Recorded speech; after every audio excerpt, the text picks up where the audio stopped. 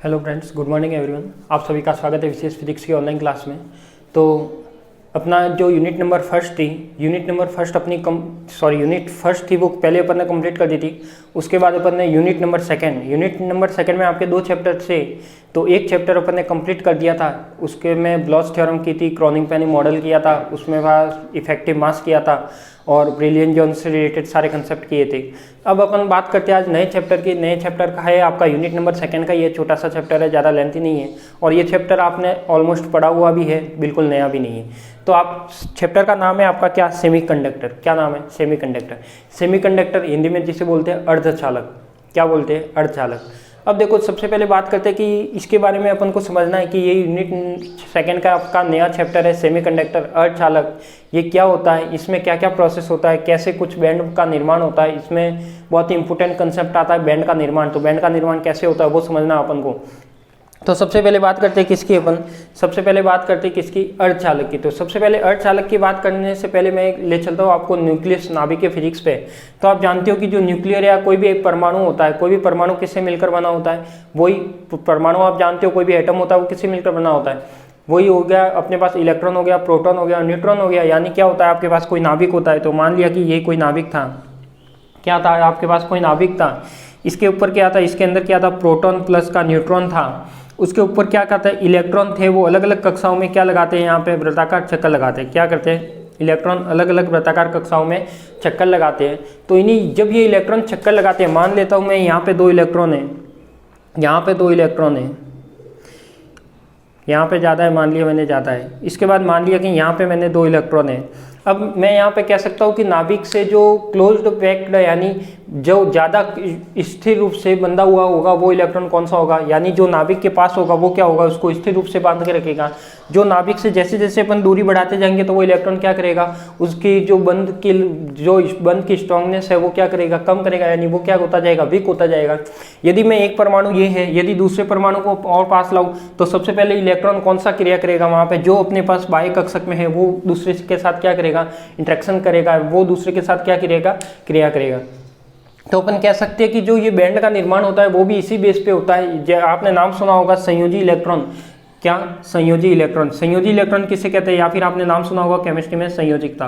तो संयोजी इलेक्ट्रॉन किसे कहते हैं? कि कोई भी परमाणु में, कोई भी नाभिक में, कोई भी एटम में क्या होता है आपके पास, जो बाह्य कक्षा में इलेक्ट्रॉन उपस्थित होते हैं वही आपके क्या कहलाते हैं? संयोजी इलेक्ट्रॉन कहलाते हैं। तो बाह्य कक्षा में या बाह्य कक्षक में, बाह्य कक्षक की बात करें तो संयोजी कोष कहलाएगा, बाह्य इलेक्ट्रॉन की बात करें तो क्या कहलाएगा? संयोजी इलेक्ट्रॉन कहलाएंगे।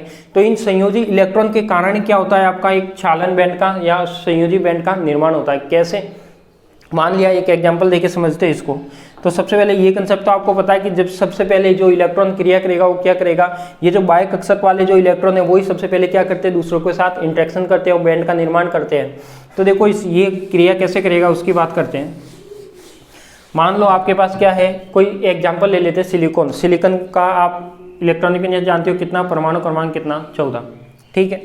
अब यदि मैं बात करूं किसकी? SI14 की। अब इसमें ये बैंड का निर्माण कैसे करता है उसको समझना। आप जानते हो कि बैंड का निर्माण कितने होते हैं? 2 बैंड होते हैं। कौन कौन से? संयोजी बैंड और चालन बैंड। यानी यहाँ पे यदि डायग्राम में आपको दिख रहा हो तो क्या होता है? एक तो वैलेंस बैंड होता है, एक क्या होता है? कंडक्शन बैंड होता है। अभी तो मैं बेसिक समझा रहा हूँ।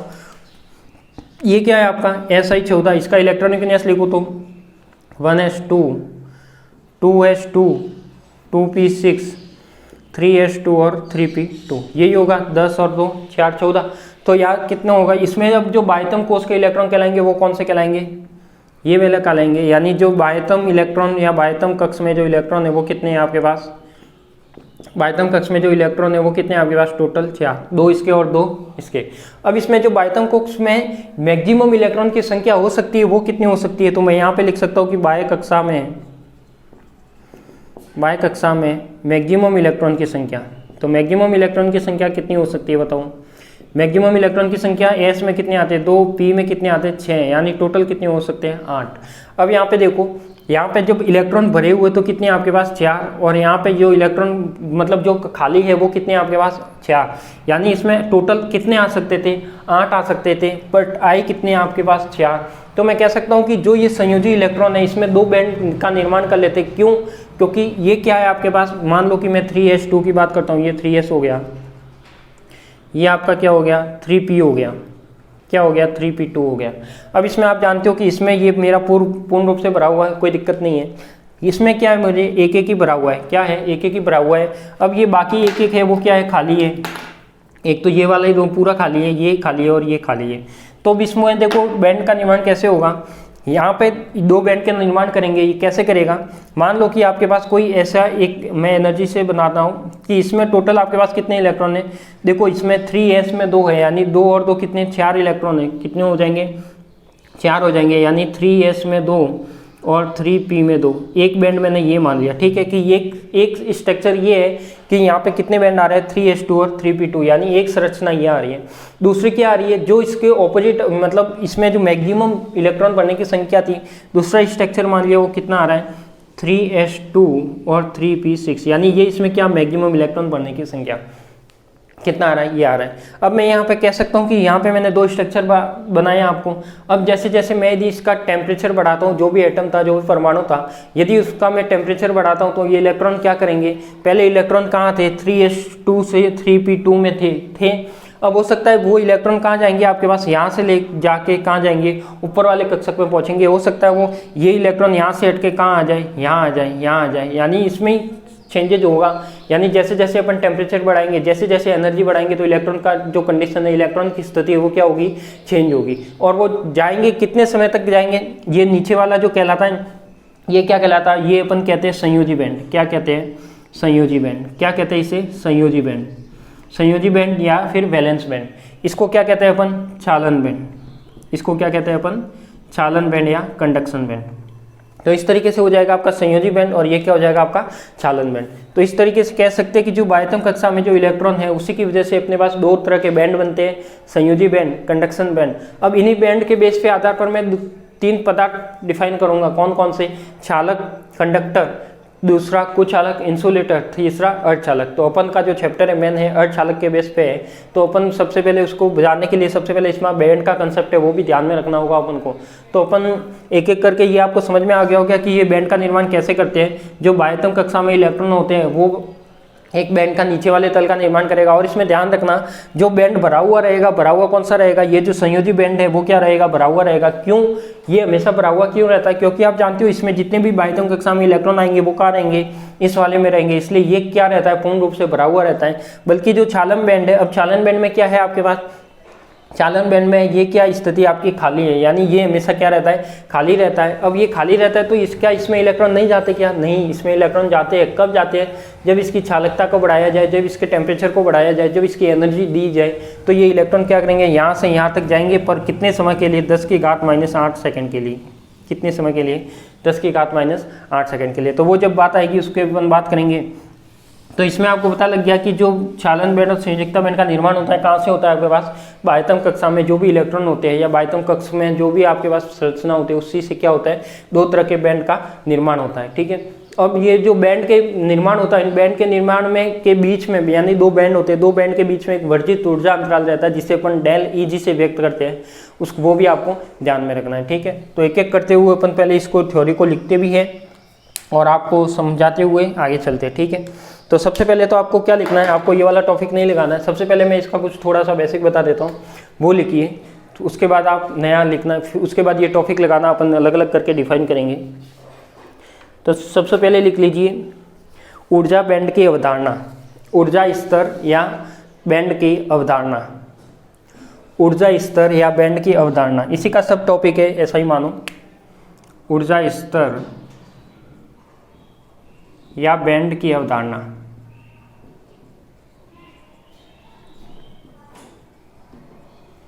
ऊर्जा स्तर या बैंड की अवधारणा। अब इसमें लिखो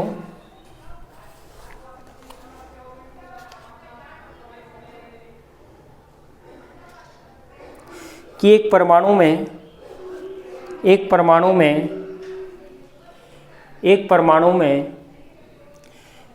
प्रोटॉन, न्यूट्रॉन और इलेक्ट्रॉन रहते हैं। एक परमाणु में प्रोटॉन, इलेक्ट्रॉन और न्यूट्रॉन रहते हैं। एक परमाणु में प्रोटॉन, इलेक्ट्रॉन और न्यूट्रॉन रहते हैं।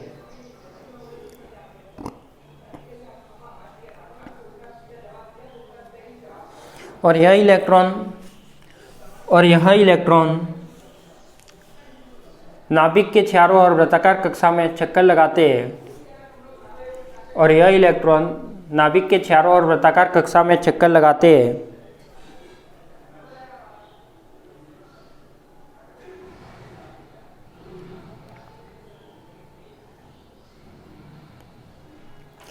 जब ठोस या क्रिस्टल के निर्माण के लिए परमाणु को पास में लाया जाता है, जब ठोस या क्रिस्टल के निर्माण के लिए परमाणुओं को पास में लाया जाता है तो बाह्य कक्षा के इलेक्ट्रॉन का आदान प्रदान होता है। अतः बाह्य इलेक्ट्रॉन की युग्मता के कारण इलेक्ट्रॉन के ऊर्जा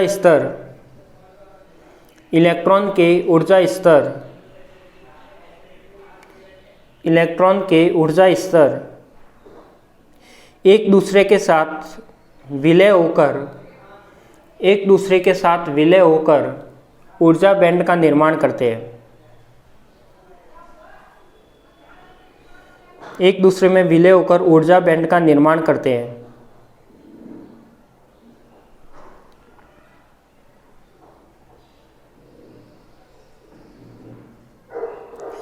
अतः बाह्य कक्षा के द्वारा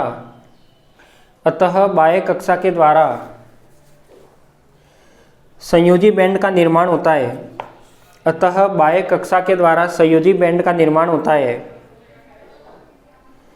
और ये बाह्य कक्षा के इलेक्ट्रॉन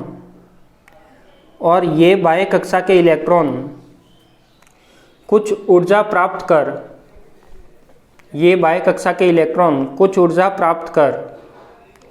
संयोजी बैंड से चालन बैंड में चले जाते हैं। बाह्य कक्षा के द्वारा संयोजी बैंड का निर्माण होता है और ये बाह्य कक्षा के इलेक्ट्रॉन कुछ ऊर्जा प्राप्त कर संयोजी बैंड से चालन बैंड में चले जाते हैं। अतः बाह्य कक्षा को संयोजी कोष भी कहते हैं।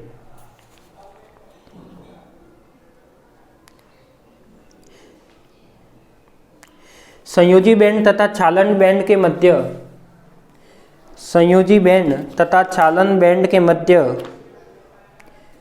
ऊर्जा अंतराल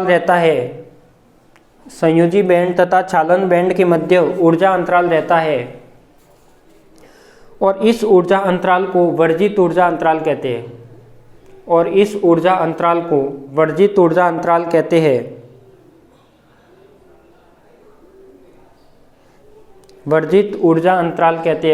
वर्जित यानी फॉरबिडन एनर्जी गैप।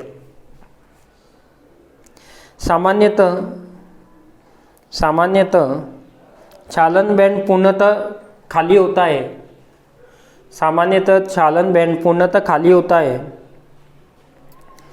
परंतु संयोजी बैंड भरा हुआ रहता है।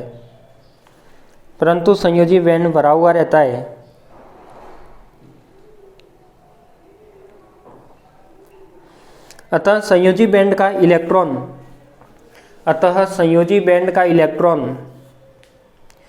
ऊर्जा अंतराल के बराबर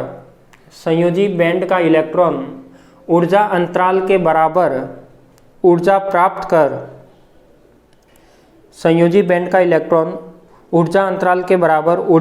कर चालन बैंड में जा सकते हैं। और चालन बैंड में यह 10⁻⁸ सेकंड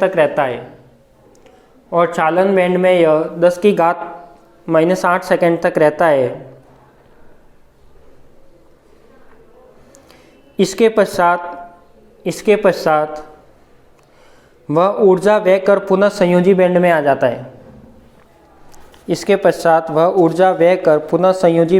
आ जाता है।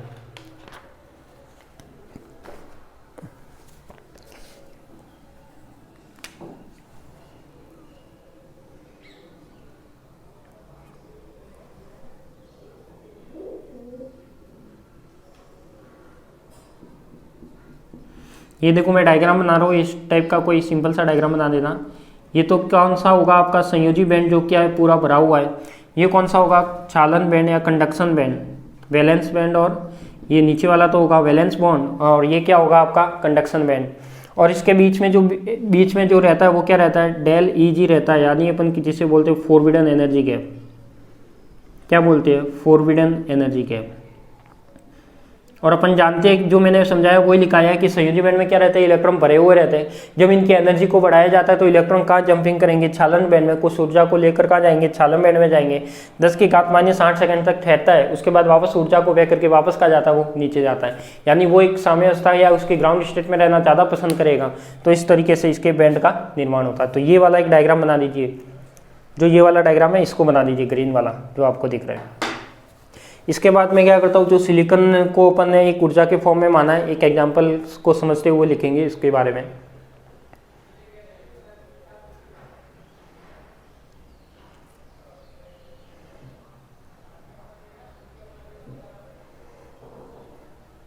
ये वाला बना दीजिए। इतना तो आपको समझ में आ गया होगा कि संयोजी बैंड कब बनता है, क्षालन बैंड कब बनता है, कैसे इसमें प्रोसेस होता है, कैसे इलेक्ट्रॉन एक दूसरे में जाते हैं। ठीक है,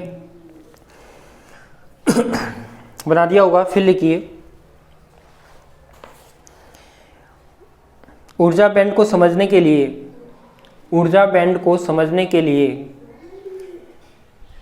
सिलिकॉन की कल्पना करते हैं।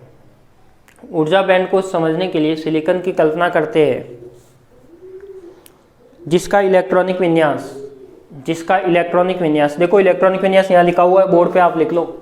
जिसका इलेक्ट्रॉनिक विन्यास कितना है, 1s2 2s2 2p6 3s2 3p2। जिसका इलेक्ट्रॉनिक विन्यास 1s2 2s2 2p6 3s2 3p2 है। अतः s उपकोष में अधिकतम 2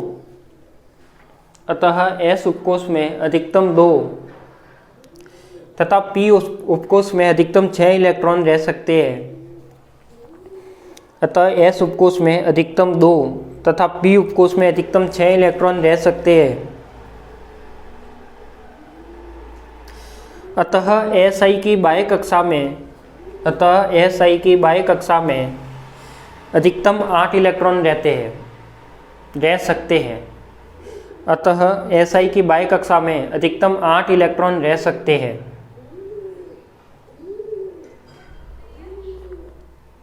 जबकि SI परमाणु के बाह्य कोश में कुल 4 इलेक्ट्रॉन ही उपस्थित है। जबकि SI परमाणु के बाह्य कोश में कुल 4 इलेक्ट्रॉन ही उपस्थित है।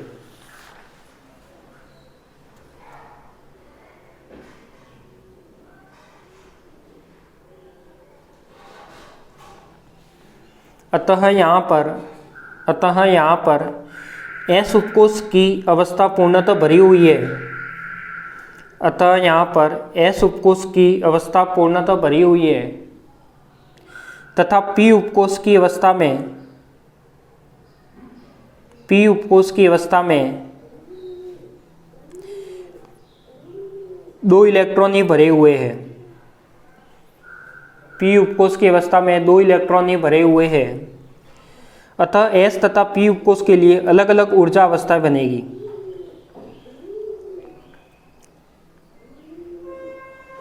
अतः S तथा P उपकोष के लिए अलग अलग ऊर्जा अवस्थाएं बनेगी। S तथा P उपकोष के लिए अलग अलग ऊर्जा अवस्थाएं बनेगी। अब ये ऊर्जा अवस्था कैसे बनती है उसकी बात करते हैं। ये तो आपको समझ में आ गया होगा, यहाँ से हटा दो ये तो। देखो ये ऊर्जा अवस्था कैसे बनती है, एक ग्राफ बना लेते हैं अपन।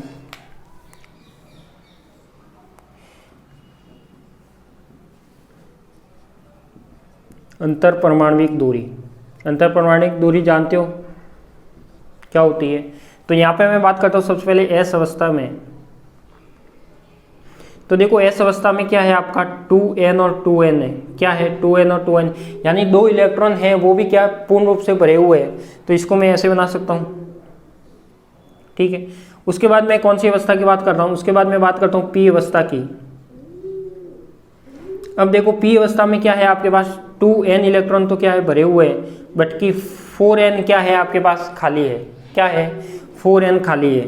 यानी इसमें कह सकता हूँ कि पी में कितने टोटल 6 आते हैं, 2 भरे हुए और 2 खाली है, 4 खाली है। तो इस तरीके से ये अलग अलग स्टेट बन जाएगी, तो एक स्टेट ये बन जाएगी, एक स्टेट ये बन जाएगी। तो इन स्टेट की वजह से क्या होता है, इसमें बैंड का निर्माण हो जाता है। क्या हो जाता है, बैंड का निर्माण हो जाता है। तो अपन कह सकते हैं कि ये क्या है आपके पास, ये जो रहेगा वो क्या रहेगा आपका ऊर्जा अंतराल रहेगा। क्या रहेगा, ऊर्जा अंतराल रहेगा। इसको बना दीजिए।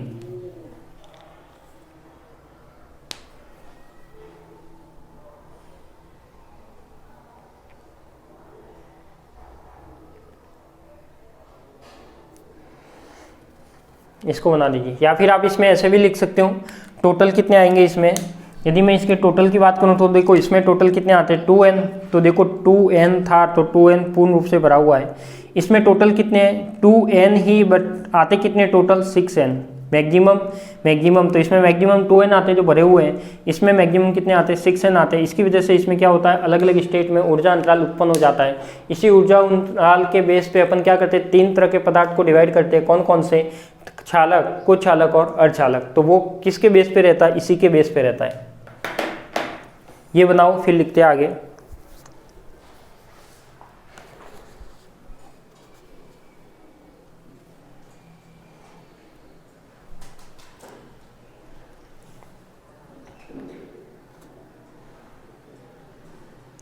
लिखो इसमें अंतरपरमाण्विक दूरी घटने पर परमाणुओं के मध्य अन्योन्य क्रिया में वृद्धि होती है। अंतरपरमाण्विक दूरी घटने पर परमाणुओं के मध्य अन्योन्य क्रिया में वृद्धि होती है, जिससे संयोजी बैंड तथा चालन बैंड का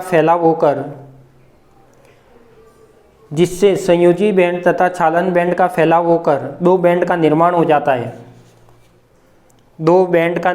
जाता है। अतः दोनों स्तरों के बीच में ऊर्जा अंतराल बन जाता है। दोनों स्तरों के बीच में ऊर्जा अंतराल बन जाता है। अब नई लाइन से लिखना कि पूर्णतः भरे हुए ऊर्जा स्तर जिनकी चालकता न्यूनतम होती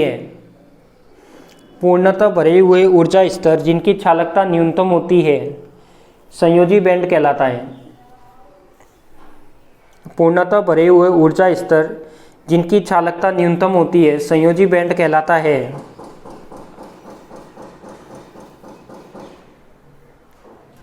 और पूर्णतः रिक्त ऊर्जा स्तर को चालन बैंड कहते हैं।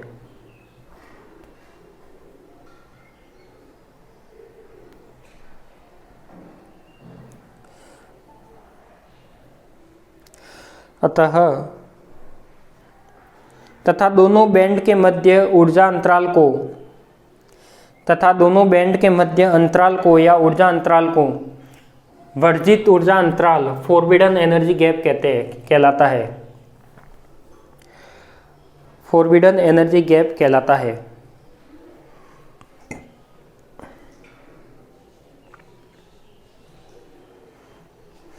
फिर एक नीचे नई लाइन में लिखना कि उत्तेजित अवस्था का इलेक्ट्रॉन संयोजी बैंड से चालन बैंड में चला जाता है। उत्तेजित अवस्था का इलेक्ट्रॉन संयोजी बैंड से चालन बैंड में चला जाता है तथा इलेक्ट्रॉन वर्जित ऊर्जा अंतराल में नहीं पाए जाते। देखो ये तो अपन ने क्या लिखा है, केवल बेसिक लिखा है कैसे बैंड का निर्माण होता है, संयोजी बैंड कौन सा कहलाता है, चालन बैंड कौन सा कहलाता है, इसके बीच में जो गैप आता है उसे क्या कहते हैं, एनर्जी फॉरबिडन एनर्जी गैप कहते हैं। और अब इस बात करेंगे इसी बेस के आधार पर ये वाला आपको पता लग गया कैसे इसका निर्माण होता है कि संयोजी बैंड कौन सा रहता है, चालन बैंड कौन सा रहता है, तो ये आपको अब तक पता लग गया होगा। अब अपन बात करते हैं जो आज का इम्पोर्टेंट था आपका, जो अब मैंने क्या किया, जो बैंड का निर्माण होता है इसी के बेस में पदार्थ को 3 भागों में डिवाइड किया। कौन कौन सा? एक तो कंडक्टर, धातु या चालक, सुचालक ऐसे भी बोल सकते हो, चालक भी बोल सकते हो, धातु भी बोल सकते हो। सेकंड है आपके पास कुचालक यानी इंसुलेटर, और थर्ड है आपके पास सेमीकंडक्टर यानी अर्धचालक। तो बात करते हैं तीनों की, इसमें क्या क्या रहता है। तो देखो इसमें अपन यदि बात करते हैं, सबसे पहले मैं बात करता हूँ इन दोनों में, आपने संयोजी बैंड जान लिया, चालन बैंड जान लिया, बीच में जो एनर्जी डिफरेंस रहता है, फॉरवर्ड एनर्जी गैप रहता है वो भी जान लिया। तो देखो यहाँ पे क्या होता है, जब धातु या चालक की बात करते हैं, कंडक्टर की बात करते हैं, तो कंडक्टर में आप जानते हो कि उसमें इलेक्ट्रॉन का प्रवाह, करंट का प्रवाह क्या होता है, आसानी से होता है। जानते हो आप, यदि कोई आप बैटरी में कोई बैटरी लगा देते हो तुरंत ही वो करंट प्रवाहित होने लगता है पूरे सर्किट में। तो क्या होता है, इसका मतलब वो एक तरह से चालक है। या कोई भी ऐसा बीच में पदार्थ रख लिया, पदार्थ क्या रखा, मान लो ऐसा पदार्थ रख दिया, तांबा, चांदी, सोडियम, ऐसा कोई पदार्थ रख दिया, और अपन उसमें दोनों साइड वायर को टच कर दिए, बैटरी लगा दी, तो देखना उसमें यदि मान लो इस तरीके से सर्किट बनाया, मैंने कोई चालक पदार्थ रखा, यहाँ क्या रखा, चालक पदार्थ रखा, यहाँ पे मैंने कोई वायरिंग की, यहाँ पे एक बल्ब लगाया, क्या लगाया, बल्ब, ये मैंने यहाँ पे एक बल्ब लगाया, यहाँ पे मैंने कोई सेल या बैटरी लगाई, ठीक है। इसका मतलब यहाँ पे प्लस माइनस, जब मैंने बैटरी लगाई तो क्या होगा, करंट प्रवाहित होगा, प्लस टू माइनस। तो देखो ये करंट जाएगा यहाँ, अब ये क्या आ गया, बीच में पदार्थ आ गया। यदि ये पदार्थ क्या है, आपका चालक है, तब तो ये बल्ब क्या होगा, इसमें से करंट प्रवाहित होकर ये बल्ब क्या होगा, ऑन होगा। क्या होगा, ऑन होगा। यदि नहीं, यदि ये ऐसा प्रैक्टिकल करना है तो छोटी क्लास में जो एक कंगे वाला है, कागज वाला है, लकड़ी का बुरादा वाला है, इस तरीके से आप पदार्थ को काम में लेके प्रैक्टिकल भी इसका कर सकते हो। तो देखो चालक है, इसका मतलब करंट का प्रवाहित होगा, करंट जब फ्लो होगा तो इसका बल्ब, अब ये बल्ब क्या होगा आपका, ऑन होगा, ठीक है। तो इस तरीके से कह सकता हूँ कि ये बल्ब क्या होगा आपका, ऑन होगा। अब यदि मैं बात करूँ किसकी, कुचालक की, किसकी बात करूँ मैं, कुचालक की। कुचालक यानी क्या है आपका, इंसुलेटर। जब मैं कुचालक की बात करूंगा तो क्या होगा, यदि मैं यहाँ पे चालक की जगह क्या कर दूँ, कुचालक कर दूँ, और कुचालक में जानते हो जो इंसुलेटर होता है उसमें करंट का प्रवाहित नहीं होता, तो करंट का प्रवाह नहीं होता, इसका मतलब क्या होगा, ये बल्ब क्या रहेगा आपका, ऑफ ही रहेगा। तो ये इस बेस पर ही डिपेंड है। अभी अपन देखते हैं कि इसमें तो करंट का प्रवाह हो रहा है चालक में, कुचालक में नहीं हो रहा, तो इसका क्या रीजन है। इसका रीजन यहाँ पे ये है, देखो यहाँ पे क्या है, आपके पास दो तरह के बैंड होते हैं, चालन बैंड, संयोजी बैंड। संयोजी बैंड नीचे रहता है, चालन बैंड ऊपर रहता है। संयोजी बैंड में इलेक्ट्रॉन रहते हैं, चालन बैंड पूर्णतः खाली रहता है। अब इसमें जो एनर्जी गैप आ रहा था अपना बीच में, दोनों के बीच में क्या आता है, वर्जित ऊर्जा अंतराल आता है, फॉरबिडन एनर्जी गैप आता है। वो कितना आता है आपके पास, यदि मैं धातु या चालक के लिए बात करूँ तो ये कितना आता है आपका, del E G is equal to 0। कितना आता है, del E G is equal to 0। इसका मतलब क्या, इसके बीच में जो ऊर्जा अंतराल होता है वो होता ही नहीं है। क्या नहीं होता, ऊर्जा अंतराल नहीं होता। यानी डेल ई जी 0 मतलब बीच में ऊर्जा एनर्जी डिफरेंस है ही नहीं जी। और जब एनर्जी डिफरेंस नहीं है तो अपन कह सकते हैं कि जो इसके इलेक्ट्रॉन है वो आसानी से कहाँ जाएंगे, चालन बैंड में जाएंगे। ये वाला इलेक्ट्रॉन क्या है, भरा हुआ है। जब ये इलेक्ट्रॉन भरा हुआ तो कहाँ जाएंगे, ये इलेक्ट्रॉन आसानी से कहाँ जाएंगे, आपके चालन बैंड में जाएंगे। और जब ये आसानी से चालन बैंड में जाएंगे, जब ये क्या होंगे, अतिव्यापित होंगे। क्या होंगे, ये जब इलेक्ट्रॉन का जाएंगे चालन बैंड, संयोजी बैंड से चालन बैंड में जाएंगे, आसानी से जाएंगे, अतिव्यापित होंगे। जब अतिव्यापित होगा तो आप जानते हो अतिव्यापित होने पर क्या होगा, इसमें करंट का प्रवाह होगा। तो उसकी वजह से जो चालक पदार्थ होता है उसमें क्या होता है, करंट का प्रवाह आसानी से होता है। यदि मैं इसकी चालकता की बात करूँ तो इसकी चालकता क्या होती है, अधिक होती है। यानी कितनी होती है, 10⁶ से 10⁸ मोह प्रति मीटर। और यहाँ पे यदि चालक और प्रतिरोधकता एक दूसरे की कैसी होती है, इनवर्स होती है, अलग अलग होती है। तो चालकता यदि ज़्यादा है तो प्रतिरोधकता कम होनी चाहिए। तो प्रतिरोधकता क्या होती है, 10⁻⁸ से 10⁻⁶ ओम। ठीक है, ये किसकी बात थी आपके पास, चालक की। अब यदि मैं कुचालक की बात करूं तो सेम यहाँ पे मैंने क्या लगा दिया, कुचालक लगा दिया। कुचालक लगा दिया, यहाँ पे आप जानते हो जब इंसुलेटर लगाया मतलब बल्ब क्या था, ऑफ था। बैटरी लगाने के बाद भी बल्ब ऑफ था। बल्ब ऑफ क्यों था उसकी बात करते हैं। ये क्या था आपका संयोजी बैंड, ये क्या था आपका चालन बैंड। यहाँ पे जो एनर्जी डिफरेंस कितना था, डेल ई जी 0। यहाँ पे एनर्जी डिफरेंस कितना है आपका, del E G is equal to 5 electron volt. कितना है, del E G is equal to 5 electron volt. इसका मतलब मैं यहाँ पे क्या कह सकता हूँ, इसका मतलब ये कह सकता हूँ कि जो डेल ई जी यहाँ पे 0 था, यहाँ कितना है 5 इलेक्ट्रॉन वोल्ट। अब यहाँ पे क्या इलेक्ट्रॉन, संयोजी बैंड में इलेक्ट्रॉन है, यदि मैं इसको एनर्जी दूँ तो क्या इलेक्ट्रॉन ये आसानी से प्रवाहित जाएंगे क्या चालन बैंड में, नहीं जा सकते। क्यों नहीं जा सकते, क्योंकि इसके जो बीच में जो ये डेल ई जी है वो क्या है, बहुत ही ज़्यादा है। और बहुत ही ज़्यादा होने के कारण क्या होता है, इसके इलेक्ट्रॉन इसमें आसानी से प्रवाहित नहीं हो सकते। और जब वो आसानी से प्रवाहित नहीं हो सकते, इसका मतलब करंट प्रवाहित नहीं हो सकता, विद्युत धारा का प्रवाह नहीं हो सकता। इसलिए ये क्या कहलाता है, कुचालक कहलाता है। इसकी चालकता क्या होगी, इसकी चालकता कम होगी, तो इसकी चालकता देखो कितनी होती है, 10⁻12 से 10⁻18 मोह प्रति मीटर। यदि प्रतिरोधकता की बात करें तो इसकी प्रतिरोधकता क्या होगी, ज़्यादा होगी, तो 10⁻12 से 10⁻18 ओम मीटर। थर्ड वाले की बात करते हैं किसकी, सेमीकंडक्टर की। सेमीकंडक्टर में क्या होता है, संयोजी बैंड और चालन बैंड के मध्य जो ऊर्जा अंतराल रहता है वो 1 इलेक्ट्रॉन वोल्ट से 3 इलेक्ट्रॉन वोल्ट का रहता है। तो इसके बीच में क्या रहता है, 1 इलेक्ट्रॉन वोल्ट से 3 इलेक्ट्रॉन वोल्ट बीच का डिफरेंस रहता है। यानी अपन जितनी अगर इससे ज़्यादा एनर्जी देंगे तब वो इलेक्ट्रॉन क्या करेगा, वैलेंस बोर्ड से कहाँ जाएगा, कंडक्शन बॉन्ड में। कंडक्शन बैंड में जाने के बाद क्या करेगा, धारा का प्रवाह कर सकता है। तो इसका मतलब यहाँ तो धारा का प्रवाह करेगा ही करेगा, क्योंकि इलेक्ट्रॉन आसानी से जा रहा है। यहाँ इलेक्ट्रॉन एक बैंड से दूसरे बैंड में आसानी से नहीं जा रहा, और यहाँ पे क्या हो रहा है, जा रहा है पर वो पूर्ण रूप से नहीं जा रहा, आंशिक रूप से जा रहा है। तो इस तरीके से अपन कह सकते हैं कि ये कंडक्टर, ये इंसुलेटर और ये सेमीकंडक्टर। तो आपको यदि सेमीकंडक्टर वैसे और अपन डिटेल में पढ़ेंगे, क्योंकि अपन का चैप्टर का नाम ही सेमीकंडक्टर है, तो सेमीकंडक्टर तो और भी अपन डिटेल में पढ़ेंगे। अब देखो सेमीकंडक्टर में क्या होता है आपके पास, इस तरीके से ये क्या आता है, del E G equal to कितना आता है, 1 इलेक्ट्रॉन वोल्ट आता है। तो इसकी वजह से क्या होता है, ये वाला जो केस होता है बल्ब ऑन ऑफ का, वो इसी वजह से होता है। चालक लगाने पर क्या होता है, बहुत सारी छोटी क्लासों में कैसा प्रैक्टिकल था, विज्ञान में कि यदि आप किताब उठाना 6वीं 7वीं 8वीं की, जहाँ भी हो चालक को चालक के बारे में लिखा हो, वहाँ देखना कि 5-6 पदार्थ दे दिए और वो बोलेगा कि इन पदार्थ को पहचानो, चालक है या कुछ चालक है। लकड़ी का बुरादा दे दिया, कागज़ दे दिया, आलू दे दिया, नींबू दे दिया, इस तरीके से वो कहेगा, फिर कहेगा कि इसमें से कौन सा चालक है और कौन सा कुछ चालक है। तो वो आपको इस तरह से प्रैक्टिकल करके करना पड़ेगा। और ये जो वाला प्रैक्टिकल है मैंने भी किया हुआ है। मैंने कब किया था, जब मैं बीएड कर रहा था, बीएड की इंटर्नशिप दे रहा था, तो उसमें जब मुझे स्कूल में पढ़ाने के लिए मौका मिला था इंटर्नशिप में, तो उसमें वहाँ क्या होता, कुछ प्रैक्टिकल ऐसे हाथ से बना के ले जाने पड़ते। तो ये वाला मैंने बनाया भी था, छोटा सा था वैसे, कोई ज़्यादा बड़ी बात नहीं थी, पर ये मुझे ध्यान है आज भी कि मैंने बनाया था और छोटी क्लास में ले जाके इसको सामने प्रदर्शित भी किया था, सबको बताया भी था। ठीक है, तो इसकी अब अपन लिखते हैं इसकी जो थ्योरी है वो। तो सबसे पहले आप टॉपिक लगा लीजिए, क्या, धातुओं में कुचालक अर्धचालक में ऊर्जा बैंड संरचना। धातु, कुचालक एवं अर्धचालक में ऊर्जा बैंड संरचना। अब अपन एक एक करके इसको डिफाइन करते हैं, इसके बारे में थ्योरी लिखते हैं। ज़्यादा थ्योरी नहीं है, जो मैंने समझाया वही लिखाना है। क्या क्या लिखना है, एनर्जी गैप, मेन है इसका एनर्जी गैप, और क्या है इसका चालकता और प्रतिरोधकता, और इसके उदाहरण। तो देखो इसके उदाहरण तांबा, चांदी, सोडियम है, इसका क्या है, लकड़ी, प्लास्टिक, कांच है, और उसका क्या है आपका सेमी कंडक्टर में वही सेमी सिलिकॉन हो गया, जर्मेनियम हो गया, वो सब क्या उसी के एग्जाम्पल है। तो लिखिए, फर्स्ट लगाइए आप, लिख लियो। टॉपिक लगाने के बाद लिखो कि ऊर्जा बैंड की संरचना तथा वर्जित ऊर्जा अंतराल के आधार पर, ऊर्जा बैंड की संरचना तथा वर्जित ऊर्जा अंतराल के आधार पर धातु कुचालक एवं अर्धचालक में अंतर कर सकते हैं। धातु कुचालक एवं अर्धचालक में अंतर कर सकते हैं। धातु कुचालक एवं अर्धचालक में अंतर कर सकते हैं।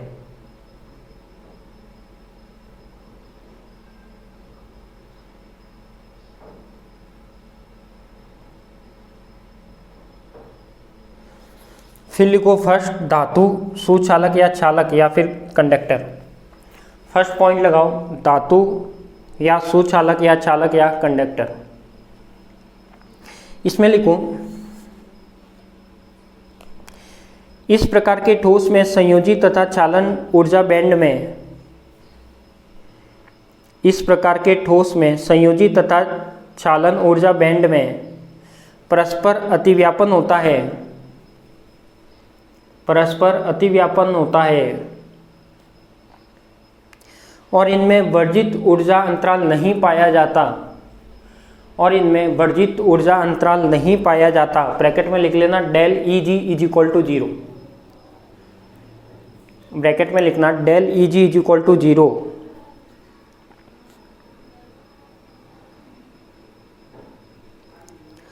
अतः इसमें इलेक्ट्रॉन आसानी से संयोजी बैंड से चालन बैंड में चले जाते हैं। अतः इसमें इलेक्ट्रॉन आसानी से संयोजी बैंड से चालन बैंड में चले जाते हैं।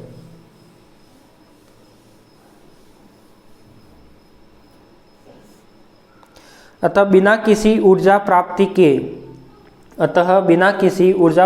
के ये धातु चालकता प्रदर्शित करते हैं। और बिना किसी ऊर्जा प्राप्ति के ये धातु चालकता प्रदर्शित करते हैं। देखो अपन ने इसको क्या किया, कोई भी एनर्जी नहीं दी, कोई भी टेम्परेचर नहीं दिया, तब भी ये इलेक्ट्रॉन कहाँ गया, जब कुछ भी नहीं दिया तो भी ये इलेक्ट्रॉन कहाँ गया, आपका नीचे से ऊपर गया है। ठीक है,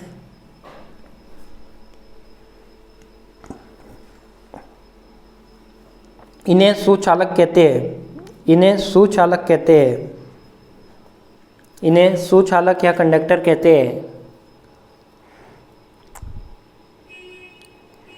सामान्य ताप पर सुचालक की चालकता, सामान्य ताप पर सुचालक की चालकता अत्यधिक 10⁻6 से 10⁸, बोर्ड पर लिखा हुआ है 10⁻6 से 10⁸ मोह प्रति मीटर कोटि की, मोह प्रति मीटर कोटि की 10⁻6 से 10⁸ मोह प्रति मीटर कोटि की तथा अत्यल्प प्रतिरोधकता, तथा अत्यल्प प्रतिरोधकता या अल्प प्रतिरोधकता 10⁻⁻8 से 10⁻⁻6 ओम मीटर, 10⁻⁻8 से 10⁻⁻6 ओम मीटर कोटि की होती है।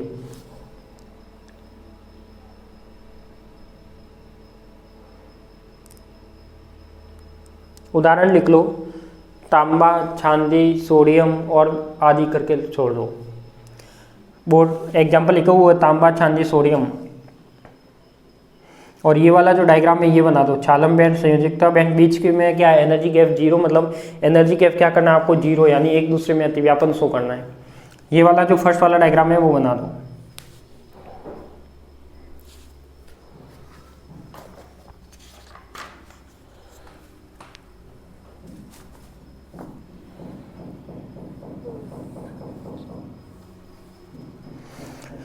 फिर सेकंड लगाओ, सेकंड लगाओ कुचालक या इंसुलेटर, कुचालक या इंसुलेटर।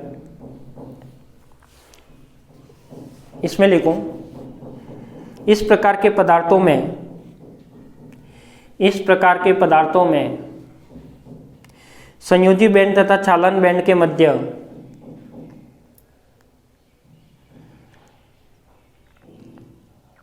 इस प्रकार के पदार्थों में संयोजी तथा चालन बैंड के मध्य, संयोजी बैंड तथा चालन बैंड के मध्य 5 इलेक्ट्रॉन वोल्ट का ऊर्जा अंतराल पाया जाता है, 5 इलेक्ट्रॉन वोल्ट का ऊर्जा अंतराल पाया जाता है।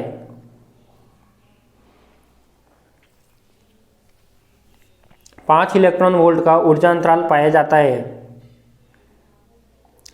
अतः इसमें इलेक्ट्रॉन का, अतः इसमें इलेक्ट्रॉन का संयोजी बैंड से चालन बैंड में स्थानांतरण असंभव हो जाता है। अतः इसमें इलेक्ट्रॉन का संयोजी बैंड से चालन बैंड में इलेक्ट्रॉन असंभव हो जाता है, स्थानांतरण असंभव हो जाता है।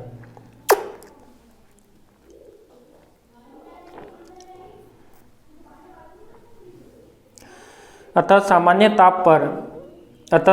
ताप पर कुचालकों का संयोजी बैंड तो पूर्णतः भरा रहता है। अतः सामान्य ताप पर कुचालकों का संयोजी बैंड पूर्णतः भरा रहता है तथा चालन बैंड पूर्णतः रिक्त रहता है, तथा चालन बैंड पूर्णतः रिक्त रहता है। और सामान्य ताप पर विद्युत चालन संभव नहीं होता, और सामान्य ताप पर विद्युत चालन संभव नहीं होता। अब देखो, इसमें जब इलेक्ट्रॉन चालन बैंड में नहीं जा रहे तो इसकी चालकता क्या होनी चाहिए, कम होनी चाहिए। तो लिखो, इस प्रकार के पदार्थ की चालकता बहुत कम, इस प्रकार के पदार्थ की चालकता बहुत कम 10⁻⁻12 से 10⁻⁻18, 10⁻⁻12 से 10⁻⁻18 मोह प्रति मीटर कोटि की, मोह प्रति मीटर कोटि की तथा प्रतिरोधकता अत्यधिक। ये जब चालकता कम है तो प्रतिरोधकता आपको पता होगा अधिक होगा, क्या कि दोनों एक दूसरे के कैसे रहते हैं, इन्वर्सली प्रोपोर्शनल रहते हैं। अतः प्रतिरोधकता अधिक 10⁻12 से 10⁻18 बोर्ड पर लिखा हुआ है 10 की घात 18 से 10 की घात 12 से 10 की घात 18 ओम मीटर कोटि का होता है, ओम मीटर कोटि का होता है। उदाहरण करके लिख लो, लकड़ी, प्लास्टिक, कांच, हीरा आदि। लकड़ी, प्लास्टिक, कांच, हीरा आदि।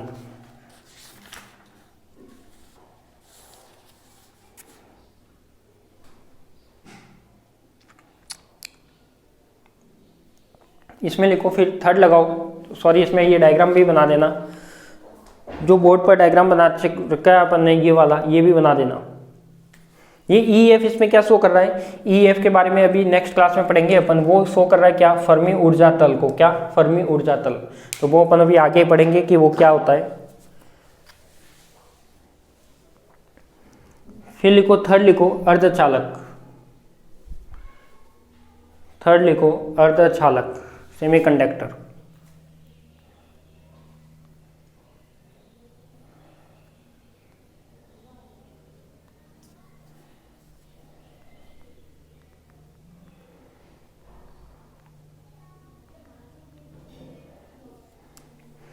थर्ड लिखो, सेमीकंडक्टर, अर्धचालक। इसमें लिखो, थर्ड में लिखो, ऐसे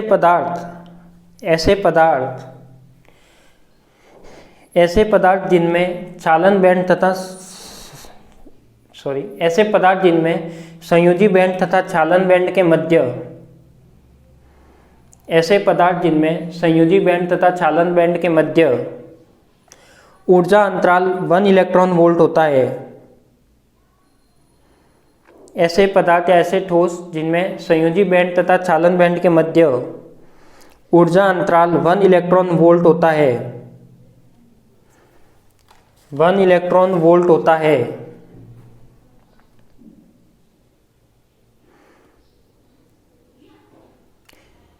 और इसकी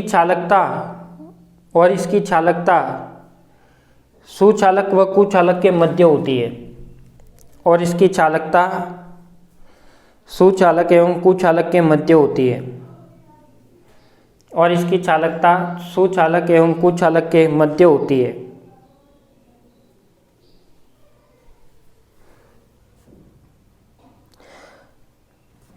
अतः अर्धचालकों की प्रतिरोधकता 10 की घात -1 से, अतः अर्धचालकों की प्रतिरोधकता 10 की घात -1 से 10 की घात 7 ओम कोटि की होती है। 10 की घात -1 से 10 की घात 7 ओम कोटि की होती है।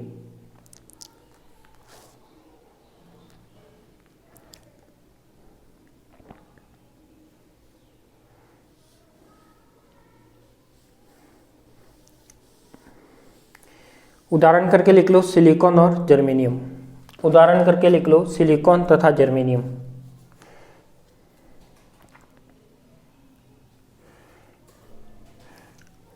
और ये वाला डायग्राम भी बना दो। अभी वैसे इसको अपन क्या करेंगे, जो पूरा डिटेल से अपन पूरा सेमीकंडक्टर अलग से टॉपिक लेके, ये किस टाइप से इसका डिवाइडेशन होता है, कौन कौन से सेमीकंडक्टर होते हैं, तो उसमें P प्रकार के, N प्रकार के, ये सब अपन पढ़ेंगे अलग अलग टॉपिक लेके। तो सेमीकंडक्टर अपन पर्सनल टॉपिक लेंगे, उसमें पढ़ेंगे, ठीक है। तो इसका डायग्राम बना दो, थर्ड वाला।